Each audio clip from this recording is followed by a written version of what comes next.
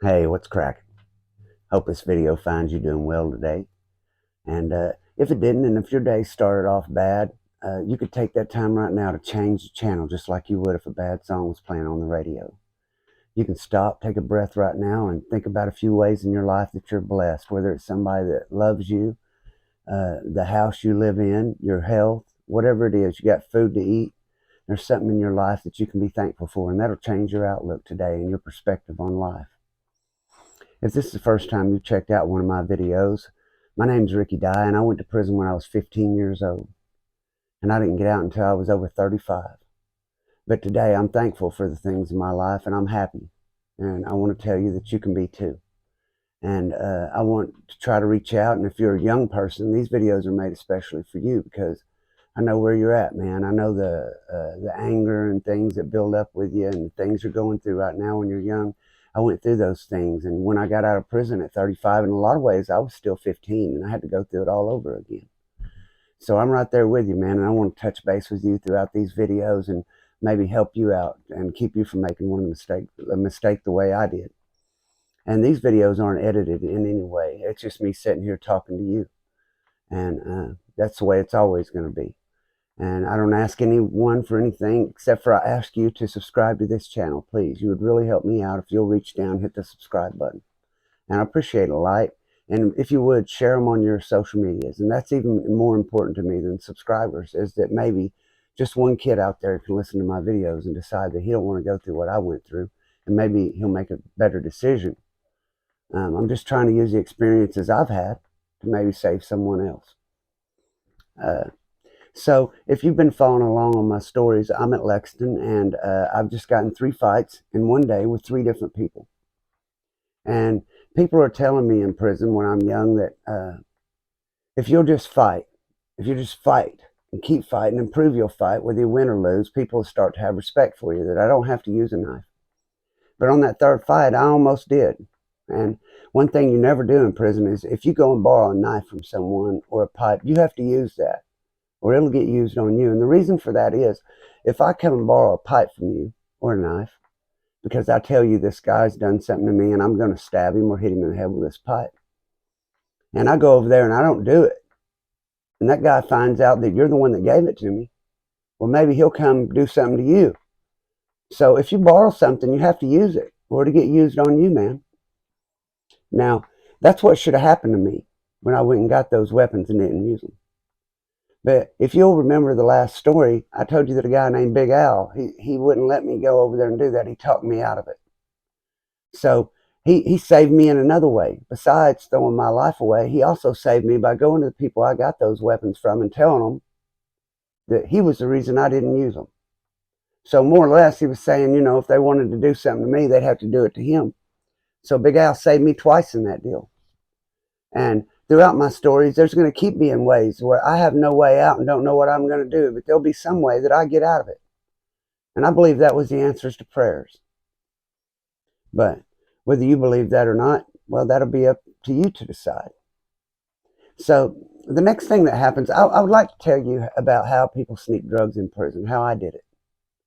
But I can't tell you that because I'm not sure that I won't get in trouble. So I'm just going to kind of tell you what happened instead of how it happened. So the next thing that happened to me, I told you I was living with an Indian kid they were calling Young Guns too. And at the time in prison, I thought that I was a quarter Choctaw. I always thought I was a quarter Choctaw Indian. Found out later in life I don't think I was, but I thought I was. And I told him that living with him. So the Indians, they kind of tried to claim me, they seen that I would fight, and they kind of liked me. And so they kind of tried to pull me up and claim me. They seen that I was getting visits, but looking back on it, I don't know if they were trying to claim me because they liked me or they're just using me. Because they started using me to help them get drugs in the visiting room and outside the visiting room. And like I said, I can't tell you how, but just suffice to say that I was helping them get drugs in. So they had me pulled up doing that. And one thing that getting in those 3 fights in one day did do, it did kind of earn me respect in a way, because people did kind of start leaving me alone after that. But something else it also did was, before that, people just looked at me like I was a kid. They didn't look at me as a major threat. No one was going to go get a knife if they got into it with me because they wasn't worried about me getting a knife. But that night I did go get a knife and a pipe, and even though I didn't use them, nothing in prison stays secret, man. Anything you do in prison, people are going to know about.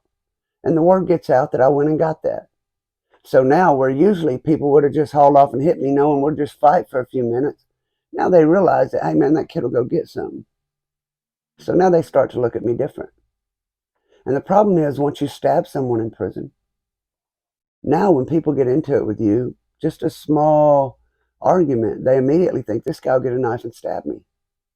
So if you got into it with someone like that, what would you think? You immediately think, well, I have to get a knife and stab him first. So now things go to a completely different level. You begin to have less fights, but when you do have one, it'll be much more serious. So what do you do in a situation like that? Do you just keep fighting and taking the whippings, or do you get a knife and stop it? It's a tough decision, man, and the thing I would recommend for you to do is not get in trouble in the first place. Don't do whatever it is you're thinking about doing, man. Whoever it is you live with, whoever is taking care of you, if you're a young person, they love you, man. And if you're outside and you're grown, if you're just free and you're alive, you can get a job. You can walk to your job. There's ways that you can do better. You just have to make a plan and stick to it. But they've got me living with this Indian guy, and so I'm messing with the Indians, and I'm helping bring in their stuff, getting their stuff in, and so they've got me pulled up, and then this Indian, he leaves. Okay, now there's this other Indian over on the other side. I will put his name out there. His name was Jose Valdez, and he was half Indian and half Mexican. And he was getting drugs in and things. And he was gay. And he said his wife knew that he liked men. Also, he was bisexual. That's what he said. He said his wife knew. I don't know. But there was a homosexual at the yard that went by the name of Billie Jean. And they call him a girl. And because he was a beautician on the streets, he was a homosexual on the streets, and he tried to look like a girl. You'd never see him with hair on his face. He'd walk like a girl, he'd talk like a girl, he'd act like a girl. And it was even kind of cute for a man, as much as I would hate to say that because I'm not gay. So, but being that I'm not gay and I'm not threatened in any way by it, I will say he was pretty for a man. So this guy Valdez, he's getting weed in, and he says his wife knows, and he wants this guy to move in with him. And this guy here, everywhere on every yard he goes to, Billie Jean, he'll find someone to move in with him, and they'll be married, prison married. So he don't have all the problems the other ones has, but he has to choose up. He has to get with a man, and they protect him. So Valdez, these Indians are Valdez is half Mexican, half Indian. He's running with the Indians, and they're taking him in because he's got weed and stuff, and letting him be part of the group. And he's trying to get this guy in a cell, and the only cell open on Unit 5, you bet, you guessed it, when my cell partner left, was mine. So they moved Billie Jean in with me. I'm having all these problems over this homosexual stuff. I'm 17 years old. I'm about 5'7", 5'8", 135 to 145 pounds. Having all these problems. And now they move this Billie Jean in with me, man. And I'm like, no way. You cannot put him in a cell with me. Well, having someone move into your cell that you just want in your cell is considered a happy move. And that's something that usually doesn't happen. They don't put people in the cell with you just because you want them in there. They put people in there because that's where they decide they go. The computer kicks people where they go. So they put this guy in my cell, and I went over there and I'm like, man, no, you cannot have this guy in my cell. If you make me, I will fight him and make him move. But he's only 5'2" and weighs about 110 pounds. I don't want to beat this guy up to get him out of my cell, but I can't let this guy live. It's going to cause me too many problems. I'm already having problems. So I tell these guys, what are you trying to do to me, man? A unit manager, and he says, well, close the door. Come here, I want to talk to you. See, one of the people are here. We thought it might be easier to keep an eye on you guys if we had y'all in a cell together.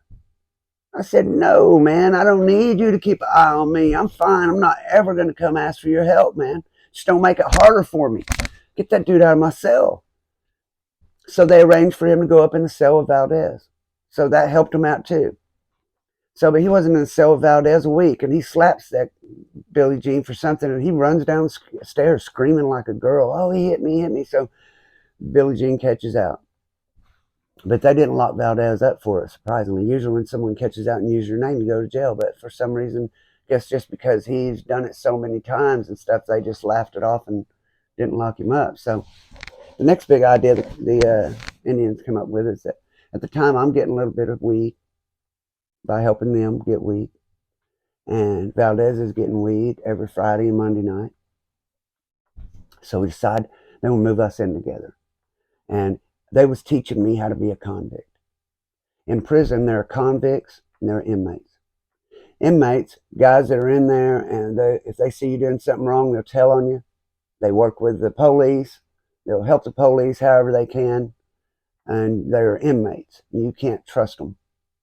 A convict is always going to help the convict. He's going to help the prisoner. If he sees you trying to get away with something and he can help you, he's going to help you. So one night I'm in the cell over there, and these Indians that are running the whole show, I won't say his name, we'll say his name is Dickie. He's living across from me, straight across from me on the bottom run. And they had just got some weed, and I knew they just got some weed. And 2 police come over there to shake their cell down. So he's trying to talk his way out of the cell, and the police are trying to stop him from getting out of the cell, and he's trying to get past the police, and I realize what's going on. So Dickie just takes off running around the edge. He gets about 5 foot ahead of the police and turns the corner where he has a little bit of a blind spot. And I was standing there, so I just step up beside him and let him hand it to me. When he hands it to me, I take off running out the door. So police hollering, stop, stop. But I'm already out the door, so I can say I didn't know they were talking to me. I run over there, and there's a wall around this unit, like I told you. But it's dark outside, and there's grass around there. So I run over there, and I just dropped it in the grass before they could see me. Then I acted like I threw it over the wall. Then I said, come here, come here. So I come over there, and I sat down. And I said, I didn't know y'all was talking to me. What was you doing? Why'd you run? I said, I was running out here hollering at my friend. We play, because we young. I was always out there playing hacky sack and messing around. So I was trying to honestly act like I didn't do nothing wrong. And so that's the only reason I probably didn't go to the lockup that night. But, man, they walked right over that weed to get to me. They didn't know I dropped it on the ground in the grass. Man, they just walked right over it. I'm sitting there looking on the ground thinking, oh, my God, I hope they don't look down. But they thought I threw it over the wall. What'd you throw over the wall? I said, I didn't throw nothing over the wall, man. I was just messing around. So this guard keeps me there, and another couple guards, he sends 2 guards around the wall to go look with flashlight. And there's nothing over there because I didn't throw anything over there. So they take me and handcuff me and take me down to central control to strip search me and see if I have something on me. And, of course, I don't because I've done dropped it. Well, when they take me off, the Indians, they seen what I did. They just walked over there and picked it up. So there's nothing nowhere to prove that we did anything. So they end up letting me out, and I don't go to jail that night. So then they decide they'll move me in with Valdez, and me and him, we can work together because now I'm a convict. And at this time, when I'm in there, all that matters to me is that people look at me like I'm a convict. That's all that matters to me. I want people to look at me and say I'm a convict, not a kid, not a homosexual, a convict. That's what that means more to me than anything now. So they moved me in with Valdez, and one night he's going to get an ounce of weed. And we live over on 5G1. There's 5G1 and 5G2. I've explained this in earlier videos. If you don't know where I'm at, Unit 5 it's a walled-in unit, and it has 2 buildings on it, and each building has 2 day rooms. 5G1, 5G2, 5H1, 5H2. I live on 5G1, and the police sits over and watches 5G1 and 5G2. The only time he really goes on the H side is if they're counting. So those guys don't get watched as much. And we live on G1 right by the police. So I've talked a friend of mine over on H1 to let us use his cell to hide in there and make what we call caps. That's you take the lid off a chapstick cap and you fill that up with weed. And that is called a cap of weed. And that is worth $10 in canteen, or it's worth 3 for $10 if you have cash money or your family sends the money, either on a wire or Cash App or by mail. You get more that way because it's considered real money. And canteen is not considered real money. So we're going to go over there and we're going to make up these caps so we can sell them. Okay, but when Valdez comes in, he decides that he don't want to do it. It's his weed. We'll do it the way he wants to do. So he decides he's going to wait until we're locked down at 10:30 at night, and me and him will do it. So we're up there about 12:30 at night, and we're sitting there making up these caps, and I see a shadow behind him at the window, and I looked up. I run over to the door and look, and there was a guard walking off, and he just looked in our cell, and I'm like, dude, he's seen us with that. We need to get rid of that. You know, you need to keister that. The way he brought it in is it was wrapped up in black tape in a bag, and he'd stick it in his rectum. And that's called keistering. Okay, so I told him, you need to keister that. So he didn't want to do it. So he decides we're going to stay up all night and see if they come back in on us. And if they come back in on us, we'll be ready for them. We can flush it. You can block them and I'll flush it. If they don't come back in, we'll know they didn't see us. We're okay. I'm like, dude, they seen us. But it's his weed. I'm a kid. We do it his way. So I'm up on the top bunk, and we stepped about 5:30 in the morning, and we fall asleep. And about 7:30, they're at our door waking us up. And we're in our boxers telling us to step out of the cell, 2 officers. So I jump down off my bunk, and I get ahead of him there, and I'm kind of trying to block him to let him try to do something with it. I'm staying between him and the officer so he can try to flush it or something. But he doesn't do anything. He doesn't make any moves. So they tell us to step out, and we walk. We're on the top run. We go down to the bottom run, and we're standing in the day room up there in our cell. And I said, "Where's the stuff at, man?" He said, "They wouldn't. I couldn't get it. I couldn't get it." I said, "Where's it at?" He said, "Underneath my pillow." He said, "Go up there. He won't let me in the cell. Go up there and get it and throw it to me, and I'll run and flush it." So I go up there and I ask them to let me grab a cigarette. So they let me because I'm a kid. They don't really feel I'm a threat. The guards don't. So I step in and act like I'm looking under my mattress. And they say, "Well, if you don't know where it is, just wait. We'll find him in a minute." About that time, I reached under his mattress pillow and I picked it up and I threw it out there. And the other side is where the stairs at, all the way around the day room to the other side. Stairs that go downstairs to the day room. It hit the window and fell at the foot of the stairs. Valdez is standing right over here by a trash can. He just stands there. He looks. The guard takes off running to go get it. He's on his way around there. Now he's headed downstairs to go get it. I got a guard standing next to me. I'm in my boxers on the top run. There's a rail that goes around it, about 3 foot tall. I look down at Valdez. He looks at me and the guard and the weed and just crosses his arms and turns his back. And I looked at that weed on the floor and thought, holy shit, there's 10 years. So I backed up and I jumped over the top rail and flew halfway across the day room and landed on my hands and knees, broke my toe. I crawled a couple rounds, grabbed that weed, and I stood up.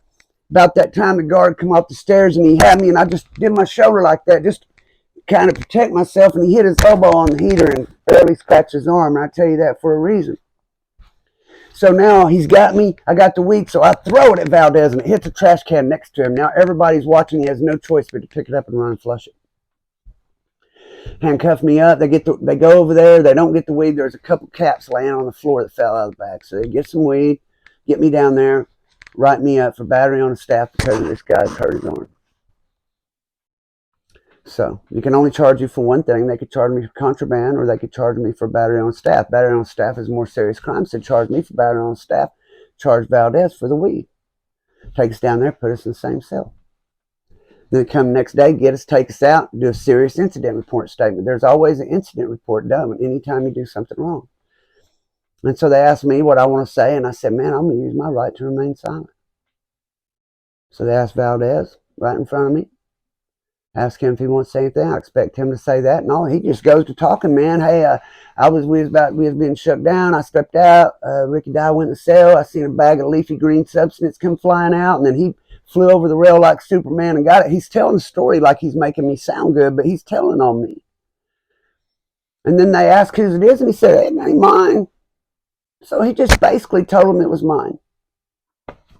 So they take him out, and then they got me in there by myself. And now the unit manager said, Ricky, I was going to go up and speak for you at your parole hearing because I feel you just was a kid in the wrong place at the wrong time. And I think this place is going to turn you wrong, man. It's going to turn you into a bad person instead of helping you. I was going to speak for you, man, and you realize he just hung you out to dry, man. Do you want to tell me something now? And I said, man, just because he told on me don't mean I could tell on him. I got to live here. And he said, Ricky, do you know what that man's in prison for? And I said, yeah, he's here on a parole violation. He said, that man's in here for child molesting on his niece. So here I was, getting battery on the staff, maybe getting charged for marijuana that belonged to a child molester. Because these guys have convinced me that I need to be a good convict and that this is the way to do it. And I'm going to have to face consequences of that.